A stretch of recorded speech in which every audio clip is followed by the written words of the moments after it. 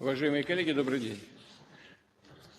Как вот вы, наверное, заметили, сейчас на коллеги МВД говорили по целому ряду направлений, в том числе и по борьбе с интернет-мошенничеством. Сегодня пообсуждаем эту тему на таком уровне и в таком составе. У нас Григоренко Дмитрий Юрьевич, Набиуллина Юлия Скобзадна и Краснов и Игорь Викторович намечено в качестве выступающих. Но сначала несколько текущих вопросов. Мы в прошлом году договаривались о списании субъектам Федерации до 2/3 долгов по бюджетным кредитам при условии направления не менее 50% освобождающихся средств на проекты в сфере ЖКХ.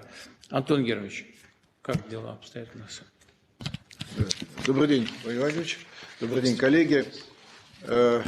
Да, действительно, в послании Федеральному собранию Российской Федерации, Владимир Владимирович, вы дали поручение о списании 2/3 бюджетных кредитов регионов при условии направления высвобождаемых средств на реализацию инфраструктурных проектов. Объем списания таких кредитов составляет более триллиона рублей. Коснется это 79 субъектов Российской Федерации. Правительство Российской Федерации утвердило правила такого списания. Минфином России проводится работа по заключению с регионами соглашений, предусматривающих перенос сроков погашения задолженности за период с 2024 года по 2029 года включительно на период, соответственно, с 2030 года по 2039 годы. И списание такой задолженности по мере направления средств на инфраструктурные проекты. Согласно поступившим от регионов предложениям, средства от списания задолженности предлагается регионами направить на следующее мероприятие. Порядка 50% от всех объемов списания на расходы в сфере жилищно-коммунального хозяйства. Это такое поручение вы также давали. 18% или почти 200 миллиардов рублей на переселение из аварийного фонда и обновление общественного транспорта. 13% или порядка 140 миллиардов рублей регионам предлагается направить на реализацию новых инвестиционных проектов, включая докапитализацию фондов развития промышленности регионов, гарантийных и микрофинансовых организаций, на компенсацию недополученных доходов в результате предоставления инвестиционных налоговых вычетов. Около 5% или 55 миллиардов рублей предлагается направить на развитие опорных населенных пунктов. Для регионов с невысоким уровнем бюджетной обеспеченности установлена возможность направления высвобождаемых средств по более широкому перечню расходов, такие как на достижение национальных целей развития. По этому направлению обратилось 18 регионов с объемом ресурсов 17 миллиардов рублей. И на расходы, связанные с поддержкой участников специальной военной операции и членов их семей. На это направление 25 регионов предлагают направить порядка 77 миллиардов рублей. Для субъектов, входящих в состав Дальневосточного федерального округа и Арктической зоны, установлена возможность направлять ресурсы на реализацию мастер-планов городов. 9 регионов заявились на сумму 60 миллиардов рублей. У нас более такой достаточно гибкий механизм, и до 1 ноября текущего года и последующие годы регионы могут уточнять свои предложения по направлению высвобождаемых средств. Важно, что сегодня объем долга субъектов составляет чуть больше 3 триллионов рублей. И такое списание, такая поддержка регионов облегчит долговое бремя примерно на треть. Уважаемый Владимир Владимирович, в настоящее время прорабатывается вопрос об увеличении числа регионов, имеющих более широкий перечень расходов для списания кредитов. Предлагается рассмотреть вопрос об увеличении предельного значения уровня бюджетной обеспеченности с 65% до 85% от среднероссийского показателя, что позволит дополнительно увеличить число регионов, имеющих более широкие направления по списанию кредитов. Мы в целом поддерживаем такое предложение. Это проработано с Госсоветом. При этом мы понимаем, что регионы не должны забывать, что в соответствии с вашим поручением, Владимир Владимирович, 50% от списания средств должно направляться на вопросы, связанные с созданием инфраструктуры в сфере ЖКХ. Такие предложения проработаны, мы готовы поддержать и просим тоже поддержки этому предложению. Спасибо. Хорошо. Ну, то есть вы это разворачиваете, эту работу, да? Да, работа развернута, регионы прислали соответствующие предложения. Долговое бремя сейчас уже, так сказать, разнесено в этом году, и в последующие годы регионы, значит, будут уменьшать соответствующие свои долги на сумму фактически затраченных и профинансированных расходов, на те приоритеты, которые вы определили в послании. Хорошо, спасибо большое. Уважаемые коллеги, мы в конце года и в таком составе, и с представителями бизнеса обсуждали вопросы, связанные с тем, что в экономике происходит, связанные с доступностью кредитов, и договорились обратить особое внимание на поддержку отдельных и проектов, и отраслей, и предприятий. В этой связи очень важен мониторинг состояния системообразующих компаний. Александр Валентинович, как обстоят дела здесь? Уважаемый Владимир Владимирович, уважаемые коллеги, добрый день. Владимир, в соответствии с вашим поручением, данным по итогам встречи в декабре месяце с деловыми кругами, правительство Российской Федерации возобновило работу подкомиссии по повышению устойчивости финансового сектора и отдельных отраслей экономики. Она действует в рамках соответствующей большой правительственной комиссии, возглавляемой председателем правительства Российской Федерации. Ключевая задача, которая стоит перед нашей подкомиссией, это оценка текущего состояния отраслей экономики в целом и отдельно по системообразующим организациям. Мы также смотрим степень риска снижения финансово-экономической устойчивости и при необходимости на комиссии вырабатываем меры поддержки отдельных отраслей или отдельных компаний, инвестиционных проектов, которые уже начаты. Работа организована, развернута, соответственно, для этого актуализирован перечень системообразующих предприятий и система мониторинга. В периметр мониторинга включено более 2000 предприятий. В работу подкомиссии вовлечен широкий круг представителей деловых, экспертных кругов.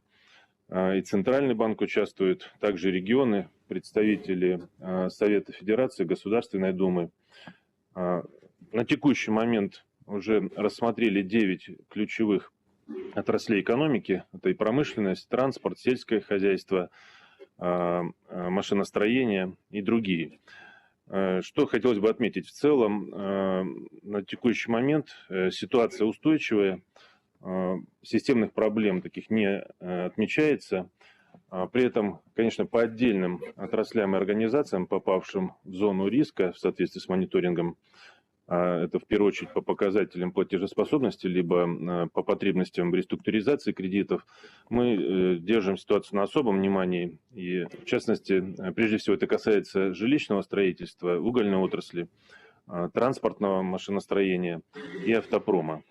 Мы тесно взаимодействуем здесь с моими коллегами, с Денисом Валентиновичем Мантуровым и Маратом Шкирьяновичем Хуснуллиным, и проводим с ними в постоянном режиме сверку часов отдельные совместные совещания. И хотелось бы отметить, что в целом уже выработано более 40 мер поддержки. Я назову некоторые из них. В частности, в транспортном машиностроении, например, увеличен лимит на закупку общественного транспорта в рамках программы Министерства промышленности и торговли на 4 миллиарда рублей. Увеличен общий лимит лизинговых программ. Дополнительно прорабатываем механизм увеличения региональных закупок. Также принято решение по докапитализации российских железных дорог на сумму 15 миллиардов рублей, чтобы обеспечить в первую очередь дополнительный спрос на закупку локомотивов и подвижного состава. Что касается жилищного строительства, здесь мы вам подробно докладывали на отдельном совещании. И в настоящее время уже принято постановление правительства от 7 февраля, после тех решений, которые были у вас на совещании, по увеличению маржинальности льготных ипотечных программ. Это семейная ипотека, дальневосточная арктическая ипотека. И, соответственно, мы видим уже некоторые здесь результаты. На рынке ипотечного кредитования в последние дни банки начали снижать ставки где-то на 1–1,5% в зависимости от размера первоначального взноса. И это уже хороший позитивный сигнал. В металлургии мы также сформировали для поддержки спроса и экспорта перечень предприятий непрерывного цикла для приоритизации перевозок по железной дороге. Также одобрена правительственная комиссия по транспорту, готовится в ближайшее время выйдет распоряжение правительства. Здесь мы тоже активно взаимодействуем с Виталием Геннадьевичем Савельевым, профильными министерствами и стимулируем спрос в отраслях потребителях машиностроения и строительстве. Если взять там лесопромышленный комплекс, здесь тоже мы отдельно рассматривали эту отрасль. В целом, если говорить об отрасли, ситуация достаточно стабильная, но однако мы наблюдаем на локальных рынках, расположенных на удаленном расстоянии от рынков сбыта, сложности. И в первую очередь это касается предприятий, расположенных в Северо-Западном федеральном округе. Планируем здесь поддерживать производство через стимулирование спроса в отраслях потребителях, строительстве и жилищно-коммунальном хозяйстве и за счет продолжения программы перевода котельных на пеллеты. По двум предприятиям мы фактически в ручном режиме рассматриваем меры по оздоровлению этих предприятий вместе с Центральным банком. В угольной отрасли мы вам также докладывали. Здесь отметил бы, что основные вопросы решаются путем вывоза угольной продукции и оптимизации логистики. Что касается сельского хозяйства, то здесь у нас главная задача и риск – это мы наблюдаем рост себестоимости на фоне низкой рентабельности, реализуем ряд мер по поддержке операционной и инвестиционной деятельности. Одна из них – это льготное кредитование. Дополнительно в преддверии весенней кампании в этом году на льготные кредиты выделено 42,1 миллиарда рублей, в том числе 34,1 миллиарда рублей на краткосрочные кредиты льготные. И это позволило в том числе начать закупку горюче-смазочных материалов, удобрений, семян для обеспечения посевных работ. Также прорабатываем меры по стимулированию производства риса за счет открытия высокорентабельных экспортных рынков. Прорабатываем заключение долгосрочных договоров с торговыми сетями с формулой цены. Представитель правительства Михаил Ильич Мишустин такие поручения дал. Также механизмы поддержки компаний рыбной отрасли. Здесь совместно работаем также с Министерством сельского хозяйства, с Дмитрием Николаевичем Патрушевым и держим, скажем так, руку на пульсе. Что касается сельхозмашиностроения, я здесь хотел бы отметить, что основная задача здесь повышение доступности сельхозтехники. Для этого докапитализируем программу льготного лизинга на сумму 4,5 миллиарда рублей ежегодно с 2025 по 2027 год. Запустим еще одну программу льготного лизинга совместно с Дом РФ. И для защиты и поддержки российских машиностроителей также предусмотрена отсрочка уплаты утильсбора до конца текущего года, что позволит предприятиям сохранить оборотные средства. Уважаемый Владимир Владимирович, коллеги, подводя итог, хотел бы отметить, что мониторинг отраслей системообразующих организаций показывает, что в целом текущая ситуация под контролем, достаточно стабильная. При этом, безусловно, есть отрасли, требующие особого внимания и поддержки, о которых я только что говорил. Мы работаем с ними совместно с отраслевыми ведомствами и сообществами.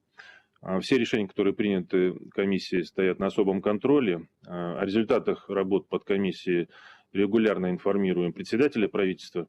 И в ближайшее время в планах у нас рассмотреть текущую ситуацию в производстве минеральных удобрений, строительстве рыбопромысловых судов, жилищно-коммунальном хозяйстве и в энергетике.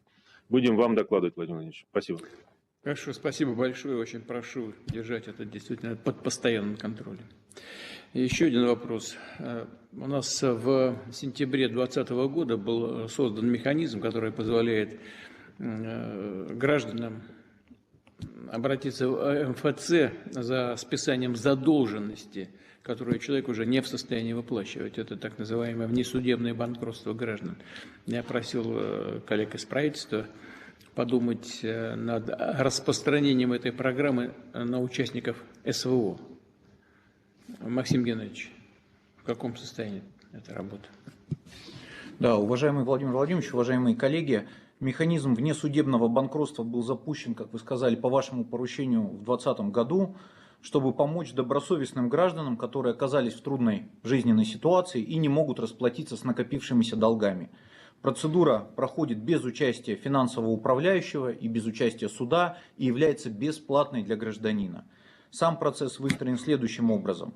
Человек обращается в многофункциональный центр по месту жительства, подает заявление, прикладывает список кредиторов и указывает сумму долга.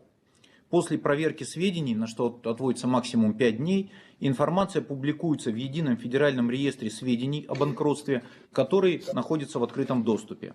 Далее дается 6 месяцев. Если за это время кредиторы не дают о себе знать, то долг аннулируется автоматически. При этом механизм постоянно совершенствовали. Изначально им могли воспользоваться граждане, по долгам которых окончено исполнительное производство. То есть есть уже исполнительные документы о том, что задолженность подтверждена судом и так далее.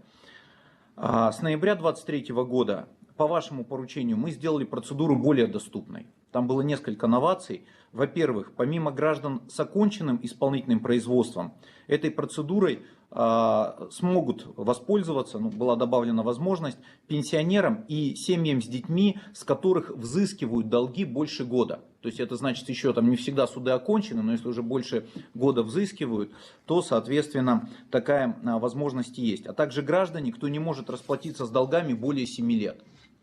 Увеличили также параметры списания долга в 2 раза по нижней и верхней границам. Раньше диапазон был от 50 тысяч рублей до 500 тысяч рублей. Сейчас работает от 25 тысяч до 1 миллиона. То есть такое существенное было расширение.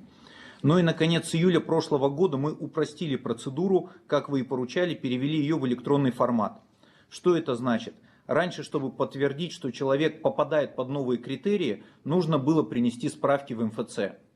К примеру, через социальный фонд необходимо было сходить, подтвердить статус пенсионера или получателей субсидий. Теперь такие бумаги собирать не надо. Все профильные ведомства сами обмениваются данными через электронную систему межведомственного взаимодействия. Это наши электронные услуги, электронное правительство. Она автоматически подтверждает, что гражданин отвечает критериям для списания задолженности. И с сентября этого года к системе должны подключиться банки с тем, чтобы уже исполнительные документы тоже люди не приносили, а можно было автоматически получать. Такая адресная донастройка механизма охватила самые социально незащищенные категории населения, а перевод процедуры в цифру избавил людей от хождения по инстанциям. И результаты видны по динамике обращений. За время действия внесудебного банкротства с 2020 года было запущено 95 тысяч процедур. Из них 3/4 с ноября 2023 года, когда мы как раз расширили весь этот механизм. И важно, что половина от этих обращений поступила от старшего поколения. На сегодняшний момент долги списаны уже 20 тысячам пенсионеров, 4 тысячам семей с детьми и 5 тысячам граждан, которые не могли расплатиться с кредиторами более 7 лет. А в целом за все время действия внесудебного банкротства долги списаны 62 тысячам граждан. И в целом, Владимир Ильич, в режим судебный переходит только 0,1% от всех обращений. То есть механизм действительно получился таким эффективным. Сейчас мы по вашему поручению проработали с ведомствами особые условия для участников специальной военной операции, чтобы им тоже в этих же параметрах эта возможность была доступна. На прошлой неделе правительство поддержало соответствующий законопроект и направило в Государственную Думу. Мы уверены, что депутаты оперативно его возьмут в работу, и он будет принят, надеемся, в весеннюю сессию. В целом, Владимир Ильич, видим, что процедура применяется теми гражданами, для которых она создавалась, и работает так, как вы задачу и ставили. Продолжим мониторить, при необходимости будем донастраивать механизм. Спасибо. Хорошо. Посмотрите, пожалуйста, как этот механизм будет работать именно для участников СВО. Смотрите внимательно. Спасибо. Ну, надо только довести до конца, принять соответствующее решение нормативное, а потом посмотреть за практикой применения. Спасибо большое. Давайте поговорим о мерах по борьбе с телефоном и интернет-мошенничеством. Мы с председателем Центрального банка несколько раз обсуждали эту тему. Я бы попросил Эльвиру Сахабзановну начать. Пожалуйста, Эльвира. Да, уважаемый Владимир Владимирович, уважаемые коллеги, весь опыт последних лет показывает, что проблему кибермошенничества можно решить только общими усилиями на общегосударственном уровне, и меры, которые принимает правительство и Центральный банк, они крайне важны, согласованные действия и с правоохранительными органами для выстраивания единого контура защиты. И перед тем, как перейти к нашим новым предложениям, у нас много мер уже было принято, есть сейчас новые предложения, я кратко скажу о том, что делается на уровне банковской системы. Наша задача – устанавливать планку требований для антимошеннических систем банков, или, как они называются, антифрод-систем банков, и помогать тем банкам, которые, что называется, эту планку пока взять не могут. Сейчас, по оценке, крупные банки отбивают свыше 99% атак кибермошенников на граждан. С середины прошлого года заработал закон, который обязывает банки, именно обязывает, на 2 дня приостанавливать переводы на счета из нашей базы о мошеннических операциях. Мы собираем такую базу данных, она пополняется постоянно, и банки, и МВД нам дают информацию о таких подозрительных сделках. И этих 2 дней обычно, это называется периодом охлаждения, обычно достаточно, чтобы человек одумался и во всем разобрался. И ежемесячно сейчас банки приостанавливают 300 тысяч переводов, ежемесячно 300 тысяч переводов на такие подозрительные счета. И если банк допустил перевод такой, не заморозил его на 2 дня и не предупредил клиента об опасности, он должен возмещать потери клиента. В целом защита на стороне банков стала лучше работать, но активность мошенников тоже непрерывно растет, и даже вот 1/10 тех атак, 0,1% атак, которые не отбиваются, которые удается мошенникам довести до конца, это означает миллиарды рублей ущерба. И, по сути, за оставшиеся вот эти вот проценты, доли процентов идет борьба. И здесь противостоят нам организованные преступные группы. У них есть уязвимое звено, так называемые дропы. Это посредники, люди, которые помогают выводить и обналичивать похищенные деньги мошенников. Когда мы их выявляем, доводим сведения о них до банков, передаем данные в рамках расследования уголовных дел, и с прошлого года начали блокировать доступ их к дистанционному банковскому обслуживанию. И что дополнительно предлагается сделать для того, чтобы вот это вот дроперство, так называемое, посредничество не развивалось? Мы обсуждаем разумное ограничение на количество карт, которые можно оформить на одного человека. Эти ограничения не затронут обычных граждан, потому что обычным гражданам не открывают, обычные граждане они не открывают по сотни, даже тысячи карт. И такой опыт, например, есть у наших коллег в Казахстане. Второе, мы поддерживаем введение уголовной ответственности, которую предложили правоохранительные органы для дропов. Но беда заключается в том, что среди вот так называемых дропов много подростков, совсем молодых людей, которые даже не отдают себе отчет, во что их втягивают мошенники. Кстати, поэтому мы считаем, что родители подростка в возрасте до 18 лет, а сейчас, например, счет и карту можно открыть, начиная с 14 лет, что родители должны давать согласие на открытие счета, на получение карты ребенком. У них должна быть возможность получать выписки по операциям ребенка. Тогда они могут вовремя вмешаться, если заметят что-то подозрительное. Одна из задач на этот год – блокировать схемы, когда человек под влиянием мошенников сам оформляет кредит, сам передает мошенникам кредитные деньги. Это очень опасная проблема, она разрасталась как снежный ком. Вот период охлаждения мы ввели для переводов с прошлого года, но сейчас, благодаря новому закону, мы также будем вводить такой период охлаждения и другие меры по кредитному мошенничеству. Такой закон подписан только что, он очень своевремен, он был принят в соответствии с вашим поручением и вступает в силу поэтапно. Основные изменения заработают с сентября, и вводится период охлаждения между тем, как банк принял решение о выделении человеку кредита, и перечислением человеку этих средств.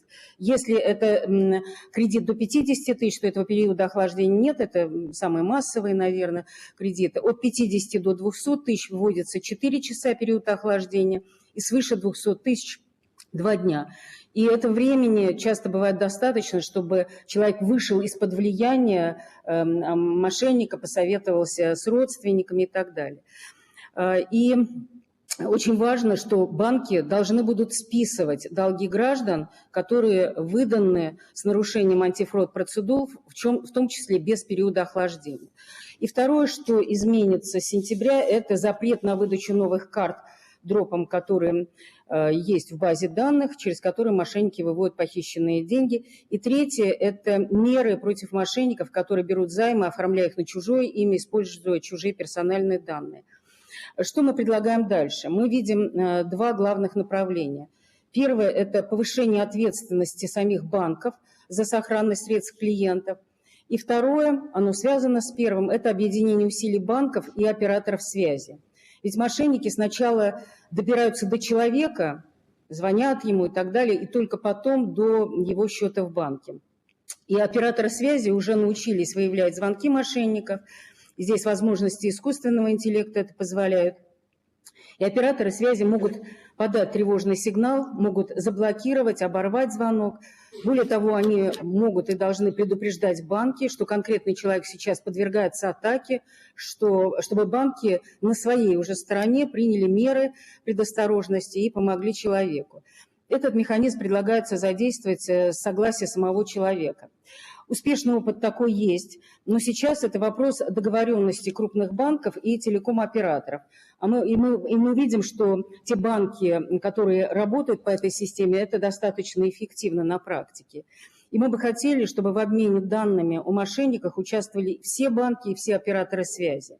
Банк России готов выступить единым окном для такого обмена со стороны банковской системы.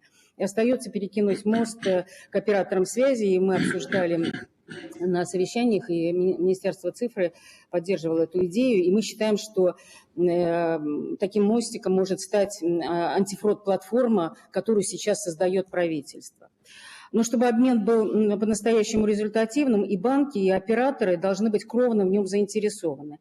Здесь я возвращаюсь к теме материальной ответственности. Мы полагаем, что она должна быть и у банков, и у операторов связи, потому что операторы первыми видят мошенников на своих сетях. Если оператор связи не отфильтровал звонок мошенника, да не один, то он должен возмещать деньги. Если же не выполнил свою миссию банк, получил сигнал тревоги, но палец о палец не ударил, то бремя возмещения ложится на него. И, на наш взгляд, такое разделение ответственности справедливо и в равной степени мотивирует рублем и банки, и операторов устанавливать оборону каждому на своем участке. И подчеркну, что это взаимодействие, на наш взгляд, должно применяться при условии, что человек соглашается на то, чтобы его коммуникация по телефону проходила автоматическую проверку. И право каждого человека выбирать. Но я здесь полностью согласна с мнением специалистов, которые говорят, что такой механизм, по сути, мало чем отличается от спам-фильтра в электронной почте, когда в электронной почте у вас отсеивается вся спам-переписка. И все давно его используют, иначе нас просто бы всех завалило спамом. И что очень важно, мы видим, что люди активно пользуются механизмами, которые могут их защитить. Хороший пример – это самозапрет на кредиты. Он работает только 4 дня, потому что закон был, действительно вступил в силу. Он работает 4 дня, но уже более 3 миллионов человек за 4 только дня установили самозапрет на кредиты, чтобы мошенники не могли оформить на их имя кредиты и вывести. Конечно, взаимодействие с операторами связи, которые мы предлагаем, это не панацея. Мошенники, к сожалению, используют не только телефонную связь, но и мессенджеры. И это надо будет обсуждать, как с этим бороться. Там очевидных решений нет. Но системное взаимодействие банков и операторов связи, оно может стать значимым барьером для мошенников. Продолжая тему ответственности, вот уже только со стороны банков, я хочу сказать о защите банковских мобильных приложений. Тревожная тенденция сейчас – это распространение вирусов, с помощью которых сначала мошенники скрытно получают контроль над телефоном, видят там все пароли, а затем над приложением банка. И по нашим оценкам, во второй половине прошлого года почти половина хищений со счетов были совершены именно так. И эти хищения приходятся на банки, которые спустя рукава подходят к безопасности своих приложений. И банки перекладывают ответственность за защиту от вируса на клиента. И с переходом услуг в онлайн это становится неприемлемым, и на наш взгляд банк, опять согласие клиента, но должен брать на себя и обеспечивать антивирусную защиту своего приложения. Если клиент согласился, а банк оказался не в состоянии защитить свое приложение от взлома, он должен компенсировать похищенное. И приложение банка, по сути, должно быть таким же надежным, как сейф в кассе банка. И также нужна личная ответственность топ-менеджмента банка, в том числе за утечки данных клиентов, которые потом используют мошенники для адресных атак. Банки, по нашим данным, не основной канал таких утечек, но все же профильный зампред банка должен своей карьерой отвечать за такие инциденты, и законопроект об этом сейчас рассматривается Государственной Думой. Наконец, очень важна финансовая культура. Если звонят мошенники, они представляются госорганами, правоохранительными органами, Центральным банком, говорят о каких-то безопасных счетах, то должно быть правило «клади трубку». И вы об этом тоже говорили на прямой линии, и это должно срабатывать на автомате. Об этом все время нужно говорить, разъяснять схемы мошенников. И на это тоже направлены наши системные усилия. Я благодарна нашим партнерам по этой работе, включая Минфин, в целом правительство, МВД и Генпрокуратуру. Тема большая, все направления, все детали важны. Наверное, обо всем нет возможности сейчас рассказать. Но это, пожалуй, главное, что хотела сказать. И здесь очень важно наше объединение усилий. Спасибо.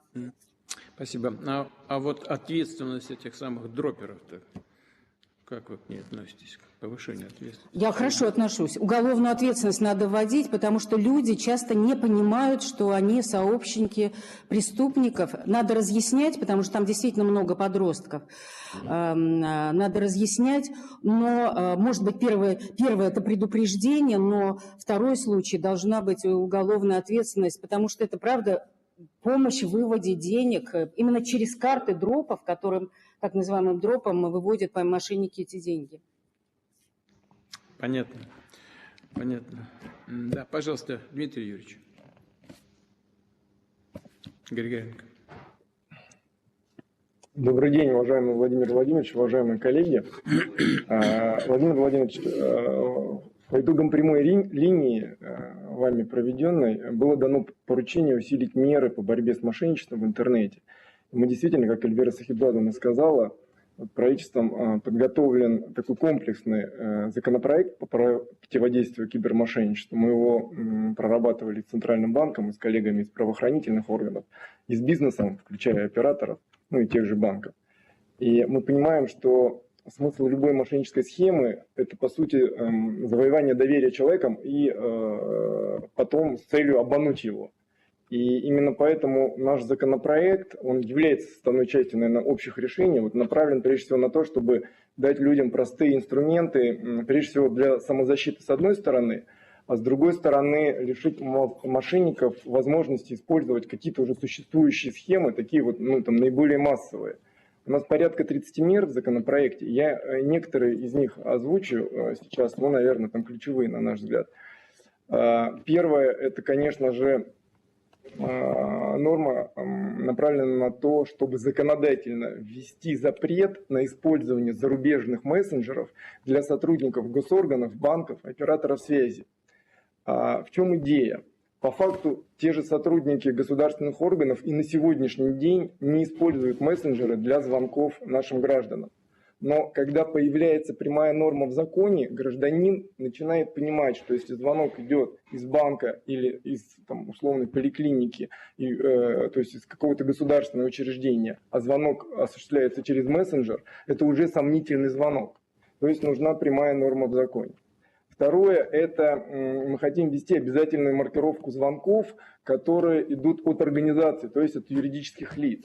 Здесь действительно очень много на сегодняшний день обзвонов из разных учреждений, но Смысл в чем? Что если звонок осуществляется из организации, то на мобильном телефоне у гражданина высвечивается не цифровой номер телефона звонящего, а наименование организации. Соответственно, это тоже такой простой и легкий инструмент, который позволяет увидеть, если звонок от организации, а на телефоне не видишь наименование организации, то уже засомневаться в этом звонке. Третье – это мы хотим ввести норму с возможностью нашим гражданам получить. У нас на сегодняшний день доступ к личным кабинетам на тех же госуслугах или в тех же банках, через которые, собственно говоря, оформляются в цифровом виде те же кредиты, ну или государственные услуги, у нас используется двухфакторная идентификация. То есть о чем идет речь? Первый – это два пароля. Первый пароль – это который сам гражданин придумывает, и по которому можно получить доступ в личный кабинет, и потом уже через личный кабинет оформлять кредиты или какие-то другие финансовые операции. А второй пароль – это пароль, который приходит во время телефонного разговора. То есть, когда идет доступ к личному кабинету, потом банк присылает или госуслуги присылают второй пароль, который нужно идентифицировать и вернуть непосредственно на госуслуги. И обычно мошенники в это время разговаривают с нашим гражданином. И вот мы хотим ввести запрет на получение таких вот СМС-паролей во время телефонного разговора с тем, чтобы у гражданина была возможность положить трубку, и в какой-то мере посмотреть на эту ситуацию с другой стороны. Четвертое, очень часто мошенники используют сим-карты, то есть номера телефонов, которые оформлены на других граждан, и при этом это оформление идет с данными, которые те же мошенники воруют, то есть персональные данные наших граждан, и оформляют на них сим-карты. Мы предлагаем ввести на портале госуслуг соответствующий сервис с возможностью самозапрета оформления сим-карт вообще на себя, с тем, чтобы даже если мошенники и добудут персональные данные, чтобы не было возможности оформить номер телефона и использовать его для совершения мошеннических действий, потому что часто возникает ситуация, когда правоохранительные органы подключаются, начинаем разбираться, а номер телефона фактически получается украденный. Также предлагаем ввести самозапрет для наших граждан на телефонный спам-обзвон и смс-рассылки. Это вообще, в принципе, мне кажется, такая важная норма, даже не в рамках борьбы с мошенничеством. У нас действительно для мошенников это один из основных инструментов. Людям массово приходят разного рода сообщения на телефон, например, о том, что их банковский счет якобы взломан, о том, что нужно оплатить срочно какую-то задолженность, или о том, что они в лотерею выиграли, там налоги надо заплатить, и так далее. Смысл в том, чтобы получить контакт и начать разговор с гражданином. И наши граждане привыкли к этим СМС-рассылкам, и изначально они вроде как не вызывают какое-то подозрение. Соответственно, самозапрет даст возможность вообще полностью исключить эту норму нажатием буквально нескольких клавиш. Отдельно мы предлагаем ввести возможность также введения самозапрета на получение международных звонков.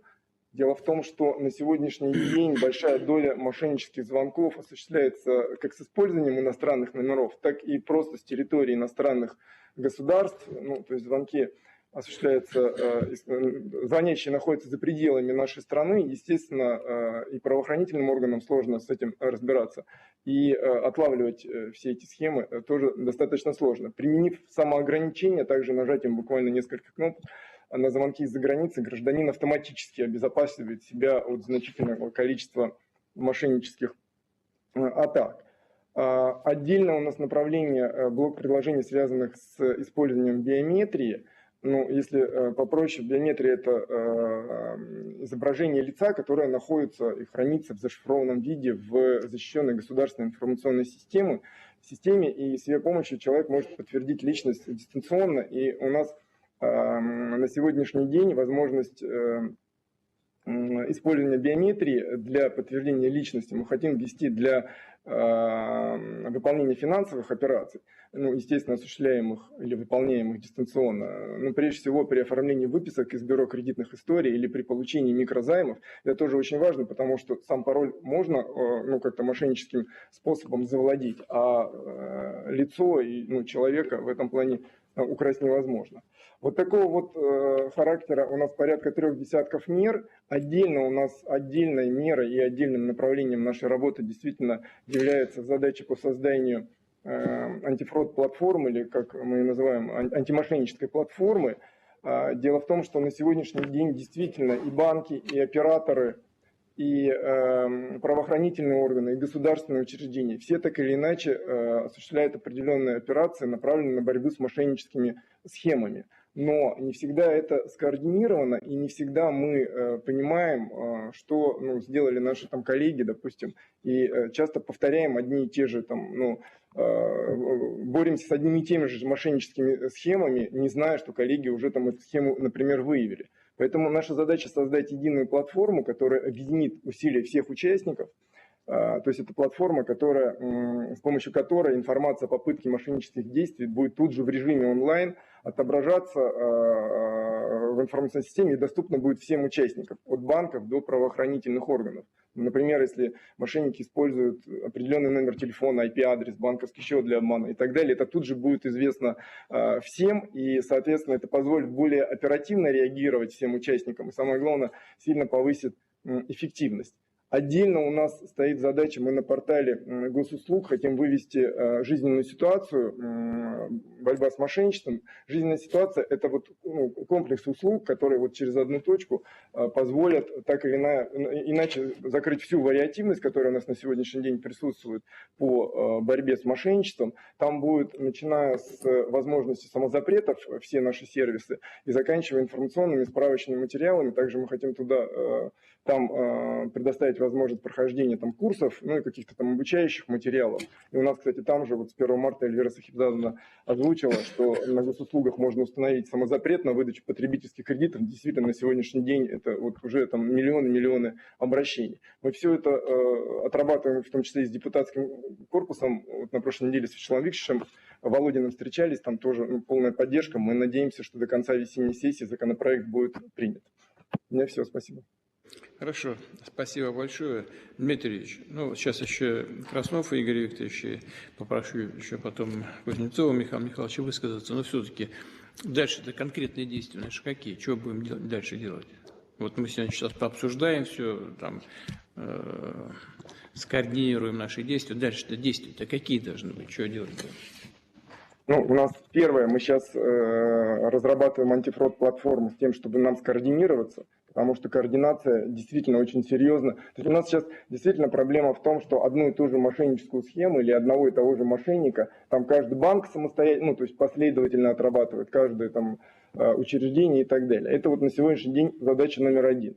Задача номер 2, нужно, конечно, гражданам рассказывать. У нас достаточно невысокая, что ли, в этом плане, внутренняя культура самобезопасности, что ли. Мошенничество – это же, вот обман в чистом виде. И вот действительно нам нужно вводить прям культуру гражданам, объясняя им, почему у нас, вот, допустим, идея норм, что если это иностранный мессенджер или звонок по мессенджеру от госоргана, клади трубку. Прям сразу. Клади трубку. То есть это вот второе направление, это действительно нужно об этом рассказывать, информировать. Мы тоже сейчас очень активно этим занимаемся. И третье, это, естественно, нам нужно делать одну точку, вот Эльвира Сахибзадовна предложила, там и Центральный банк этим занимается. И мы на портале госуслуг, у нас на сайте, где гражданин может по любой информации, вот связанной с мошенничеством, то есть по любому вопросу обратиться и это все увидеть. Собственно, вот сейчас в комплексе на сегодняшний день это выглядит вот так. И отдельно у нас сейчас мы прорабатываем вопросы, включая друперов, то, что вы озвучили, и усиление ответственности за мошенничество, в том числе и с использованием каких-то цифровых решений. Это действительно важно, и это нужно делать. Что касается совершенствования нормативно-правовой базы, вот конкретно какие вы предлагаете решения принять по укреплению этой базы? И когда? У нас законопроект сейчас в Думе, мы хотим в весеннюю сессию, то есть в ближайший месяц принять первое. Маркировка звонков, вот то, что я озвучил, это у нас все в законопроекте отражено, Владимир Владимирович. Запрет на мессенджеры иностранные, блокировка смс-сообщений, дистанционное оформление сим-карт, самозапрет на рекламные спам-звонки, самозапрет на... То есть это все есть в проекте закона? Конечно, конечно. Это все согласовано со всеми участниками, это все в проекте в законопроекте. Простите. Да, с депутатами обсуждали уже? Конечно, и сейчас идут активные обсуждения, в том числе и в комитете, и на площадке Государственной Думы. У нас позавчера было в Совете Федерации большое совещание, в том числе на эту тему. Там очень, активный интерес. Я, если честно, на прошлой неделе прям лично к Вячеславу Викторовичу ездил, мы тоже обсуждали. То есть в этом плане все настроены на то, чтобы это сделать быстро. Когда, как вы думаете, закон может быть принят? Вы с коллегами обсуждали в Госдуме? Я надеюсь, что это будет в течение ближайшего месяца. Хорошо, спасибо. Игорь Викторович, что добавить? Глубоко уважаемый Владимир Владимирович, уважаемые коллеги, несмотря на принимаемые меры и преодоление тенденции так называемого кратного прироста преступлений в сфере информационных технологий, их число продолжает увеличиваться. И в прошлом году оно увеличивалось действительно на 13%. Это до чуть более 765 тысяч преступленний. И 2/3 зарегистрированных деяний – это хищения, совершаемые путем применения различных техник социальной инженерии. Это более 485 тысяч преступлений. В настоящее время мошенниками все шире используется неправомерный доступ к личным кабинетам на портале госуслуг. И в 2024 году зарегистрировано свыше 50 тысяч связанных с этим преступлений. И одна из основных причин роста указанных преступлений – это утечки персональных данных, на основе которых мошенники формируют именно персонифицированные сценарии атак на наших граждан, особенно социально уязвимых категорий. В 2024 году более 110 тысяч подобных наших граждан пенсионного возраста подверглись таким персонифицированным атакам.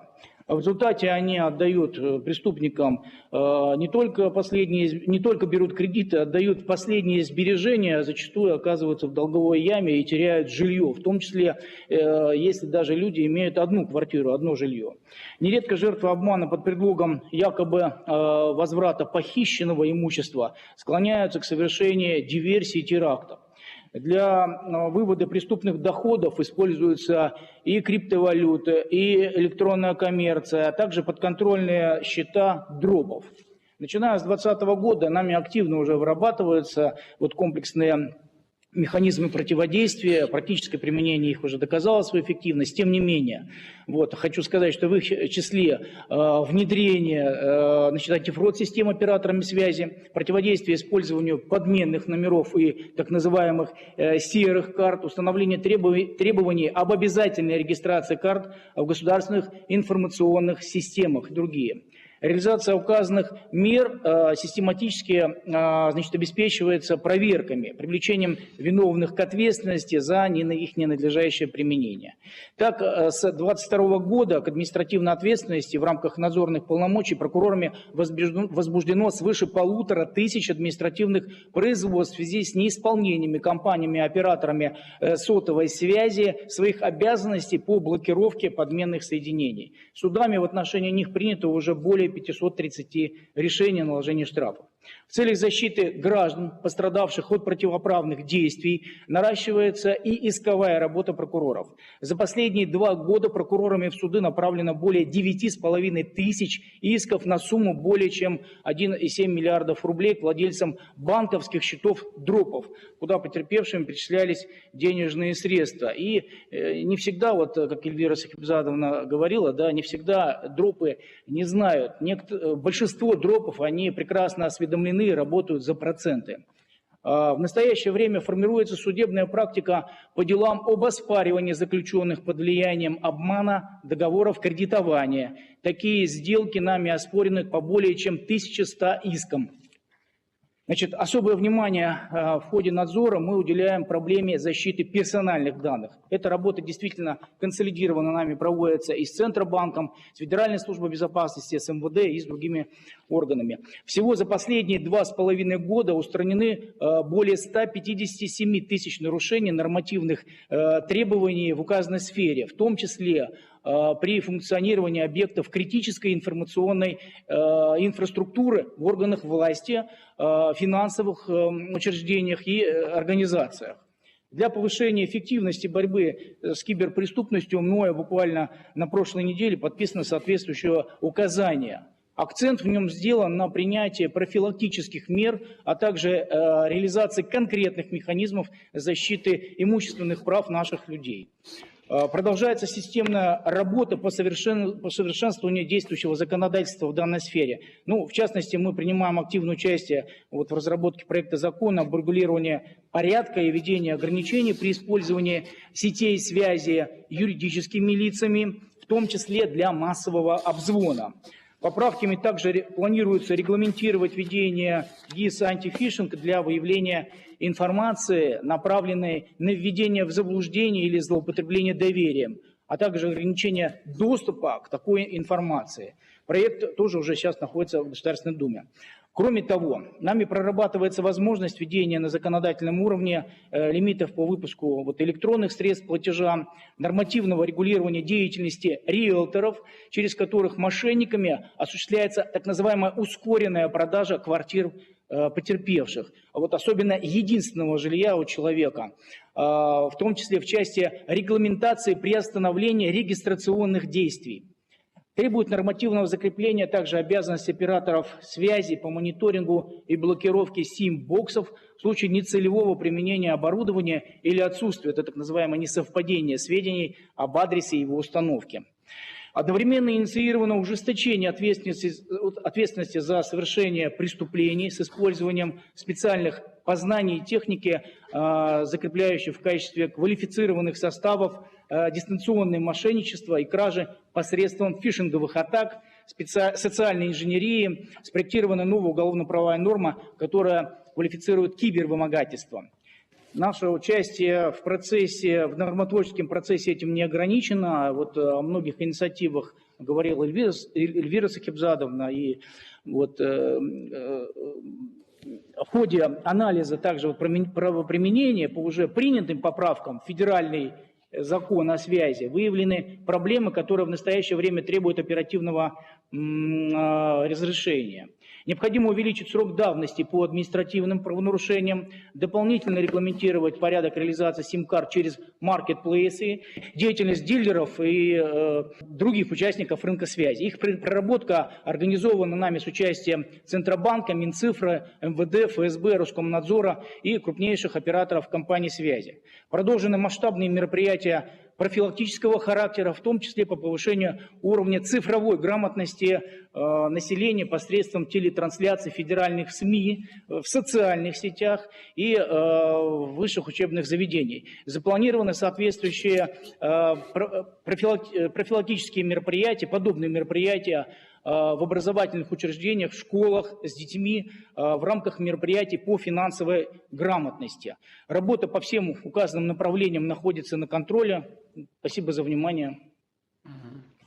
Игорь Ильич, вы смотрели же, знакомы с проектом закона, там он вас устраивает, вы хотели бы туда что-то добавить или что-то считаете лишним, как вы относитесь к самому проекту?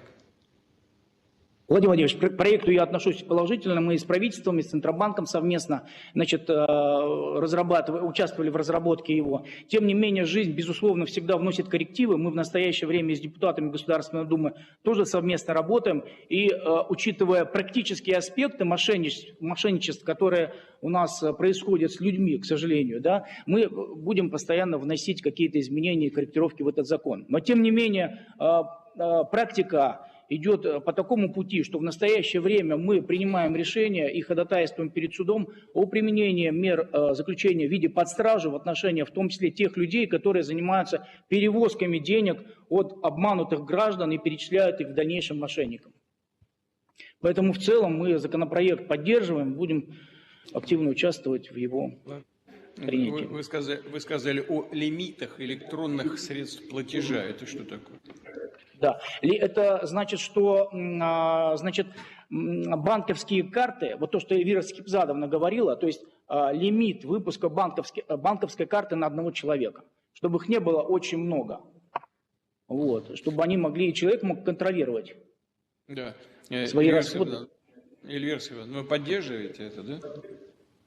Да, мы поддерживаем, потому что, это вы помните, как в свое время на один адрес регистрировали сразу много фирм-однодневок, и, по сути дела, это облегчает дроперство.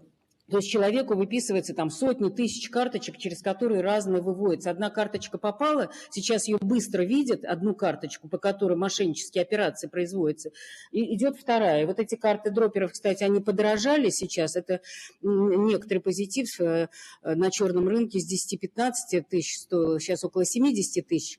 Но они становятся одноразовым инструментом, но человек может их получить много. Нормальному человеку не нужно 100 карт там разных банков.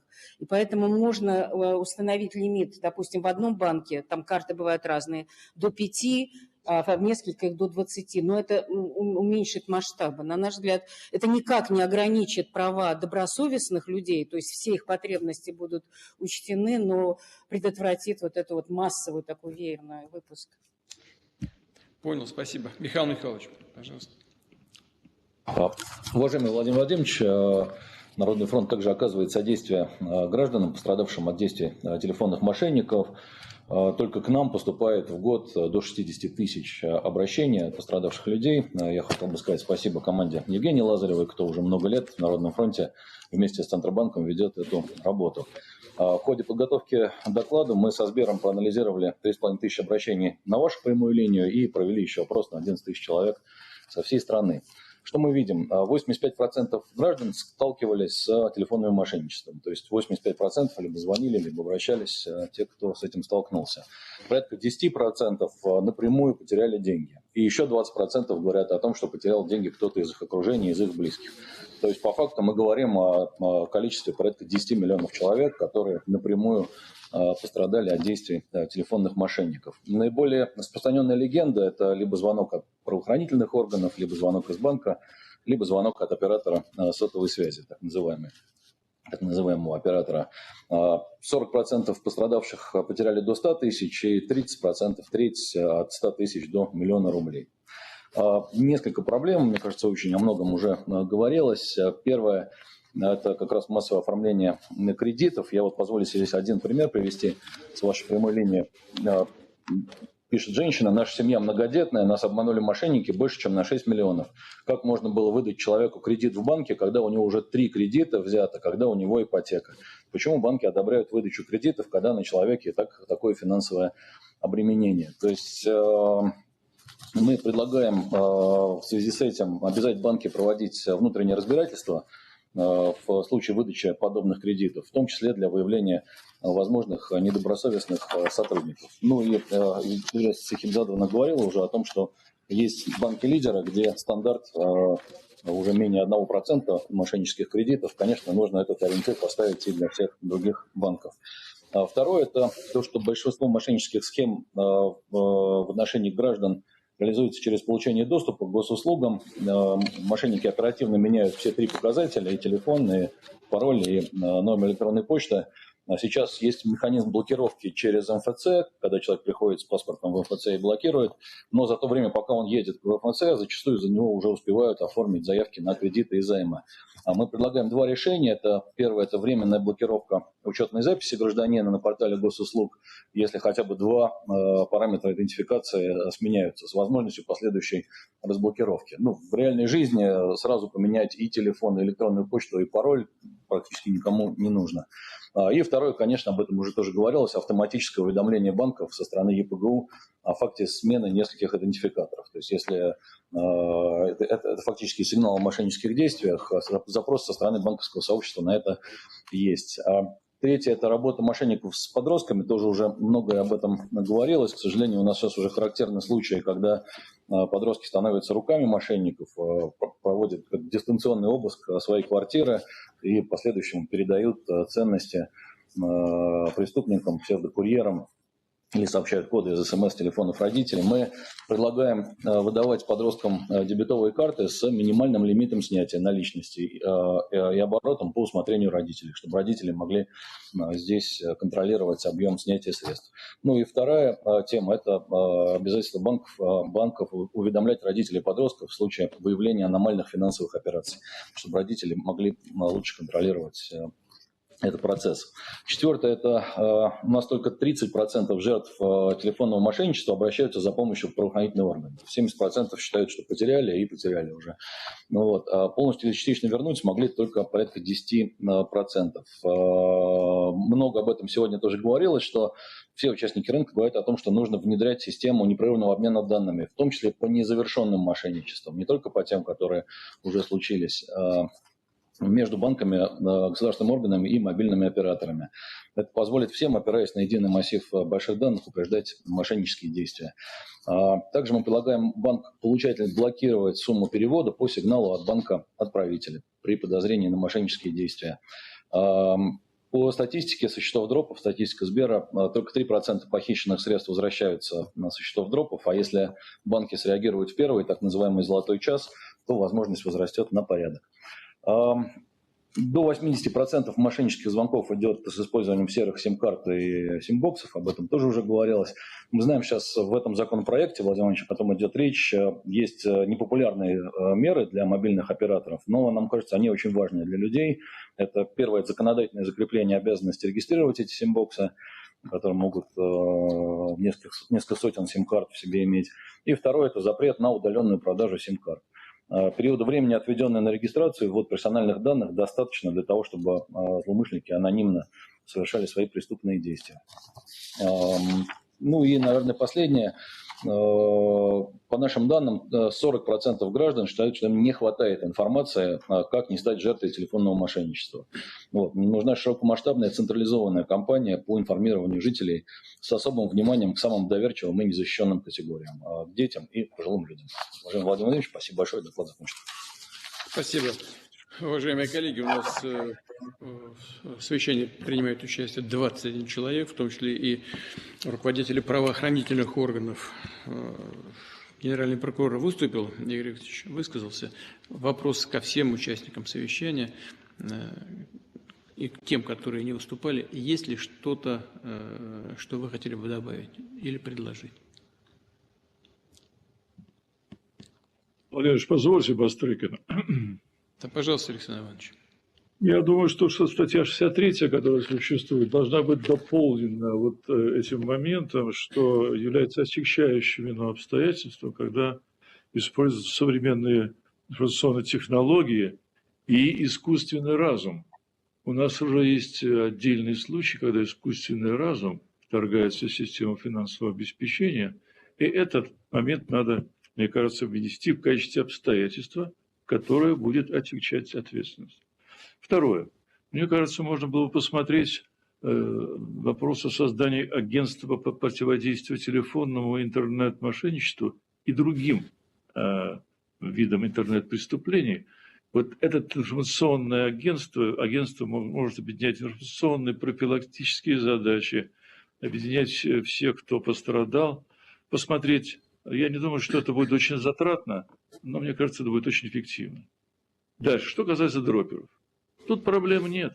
Если мы доказали, что это мошенничество с участием соисполнителей, которые так или иначе реализуют преступный замысел, значит, наступает ответственность при значительном ущербе и для несовершеннолетних. Здесь проблем нет. Надо просто это обязательно реализовывать. Ну и что касается нас, то мы создали специальные подразделения в центральном аппарате и на территориях. Мы создали в наших академиях кафедры по подготовке специалистов в этом вопросе. Поэтому готовим специалистов на будущее. Ну а что касается, Владимир, самой конкретной, вот важной задачи, об этом многие говорили. Завтра же буквально надо создать единую информационную платформу, за которую, как я понимаю, отвечает Минцифра. Завтра буквально всех нас объединить, чтобы одним нажатием кнопки мы все знали. Вот такая-то ситуация в целом и по конкретному эпизоду. Спасибо, доклад закончен. Спасибо. Любопытно. Использование искусственного интеллекта как отягчающее обстоятельство. Ну, что же, Преступные цели. Да, транспортное средство, когда используется, значит, ну или при ДТП, всегда, прежде всего, ответственность на владельце транспортного средства. Источника повышенной опасности. Да. Совершенно верно. Совершенно верно. Вот. Ну, можно подумать. Можно подумать. Пожалуйста, спасибо. Еще кто-то? Нет? Решите, Владимир Владимирович? Да, прошу, Владимир Иванович. Владимир Владимирович, я прежде всего хотел поблагодарить всех разработчиков. Владимир Александрович, извините, пожалуйста.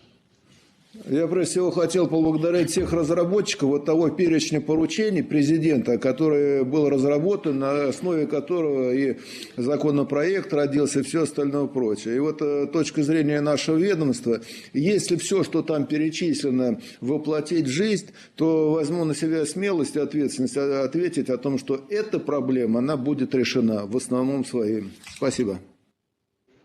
Хорошо, спасибо большое. Так, еще кто-то, прошу, коллеги.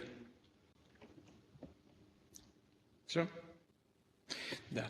Значит, в завершении позвольте буквально два слова. Ситуация, которую мы обсуждаем, является крайне острой. Ущерб для граждан, а значит и для государства со стороны телефонных и интернет-мошенников приобрел просто недопустимые размеры. Очень большие. Поэтому действовать нужно быстро. В принципе, понятно, вот сейчас обсуждение показало, что нам понятно, что нужно делать. Давайте сделаем все это быстро, без так называемого периода охлаждения, о котором говорила председатель Центрального банка. То есть ждать ничего не нужно. В целом все понятно, нужно только действовать. Я прошу сделать это как можно быстрее. Проработать окончательно с депутатами Государственной Думы. Знаю, что они тоже озабочены сложившейся ситуацией в этой сфере и, безусловно, поддерживать. Нужно только расставить акценты, поставить точки над «и» и завершить эту работу. Ну, а по мере того, как будут реализовываться принимаемые решения, анализировать правоприменительную практику и вносить коррективы. Спасибо большое. Всего хорошего.